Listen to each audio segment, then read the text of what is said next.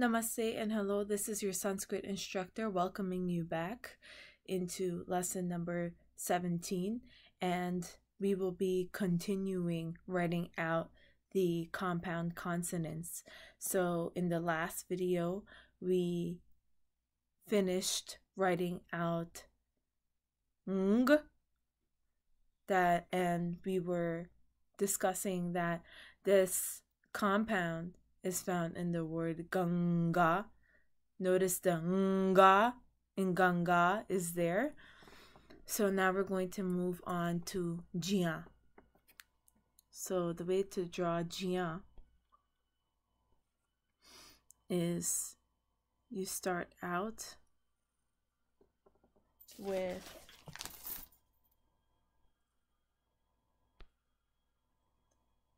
a line, and it looks like a ja. You're going to start with a ja, but then you're going to have a loop there. So that is considered to be jia. Okay. The computer font sort of has it look like a 6, the bottom part. So I'm just going to draw it like how I've seen it sometimes in a computer font. So they have it more like a C, and then they have a 6 thing looking like that. But either way is acceptable and fine. And now moving on to nyj. So the way how to write that is we're writing out the half consonant first.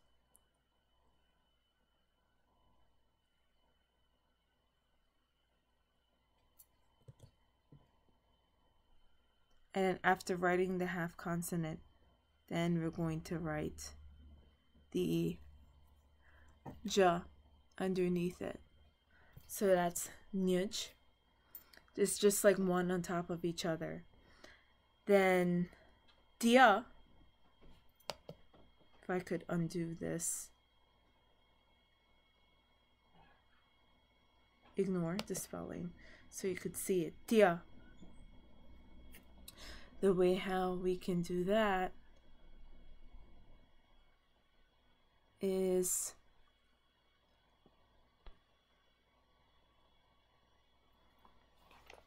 we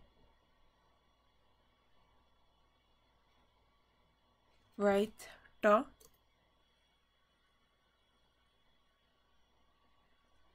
Just go to drawing options. So we got ta. And now what we're going to do here, after writing the ta, we're going to join the ya with the ta somehow. So like that. Yeah. It looks a little weird, but you sort of join them together. As a matter of fact, the ya doesn't touch this line at the top here. The ya actually starts touching the line in the ta, and then you continue drawing your ya. So it's even more unusual as to what I drew earlier, but that's the correct way for writing it. I wouldn't find it a problem if we come across a vocabulary that uses this compound consonant and you just want to write the ta with the halant and put a ya, because but I haven't come across any vocabulary that has that so far, so it shouldn't be a problem. The ones that do have, that are in the font that I actually found in the Shusha font, that should actually be practiced. Okay, so now the ga would be similar to what we were doing earlier, where we are just going to draw with the da that's going to be bigger, and then we're just going to put the whole ga in a smaller form at the bottom. Now, t,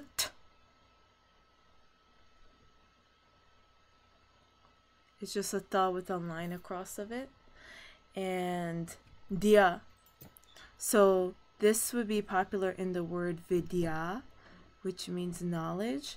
So we're going to make somewhat like a backwards 3. It's sort of, yeah, it looks like a backwards number 3. Then we're coming up with the line, and we're coming down to get dia. D plus ya is going to give you dia. And then scrolling down further,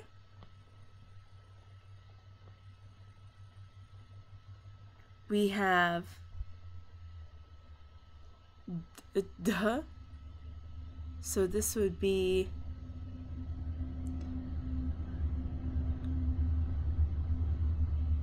you're writing the duh, and then we have the dha is going to form from the bottom and then connect to the duh. Then sh, the way how this is being written is we're going to start out writing the cha. Okay? And what we're going to do to represent the half sha is that we're going to make this loop here and join it. Okay? So that's sh-cha. Okay? You could start out with the loop first. Maybe that would be more helpful for you to draw it out, I'm thinking. Yeah, that looks better. Now, shta. Shta is written as you're going to remember the half letter goes on top. So we're going to only draw half of that. And then ta just goes on the bottom. So this is shta. Shta is going to be basically the same thing, where you're having the half sha, cerebral sha at the top, and here you're just putting a circle on the bottom. I think we have a few more. Yep, 2 more. So the last 2, we have hna and hna. So this one is pretty interesting. So hna, what we're basically doing is that we're writing the ha, right? But underneath usually how you see how ha has like a nose in the middle of that 3. So we're not going to draw that nose. What we're going to do is that we're going to draw a tiny na underneath. So that would be hna. And na, we're going to do the same thing, only that instead of the nose, we're going to draw a tiny na underneath. So it's going to be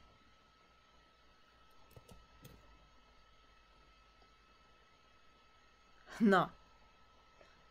Very weird, but interesting. Again, those I've never seen in a vocabulary. I haven't come across those in a vocabulary yet. This sha, this half sha symbol, I've seen many times. And the ones that are typed out in the shusha font, if you can slowly scroll up and down and take a look at this, the ones that are typed out I've seen in many vocabulary words. But this is all for the compound consonants, and this is your Sanskrit teacher signing off and saying namaste.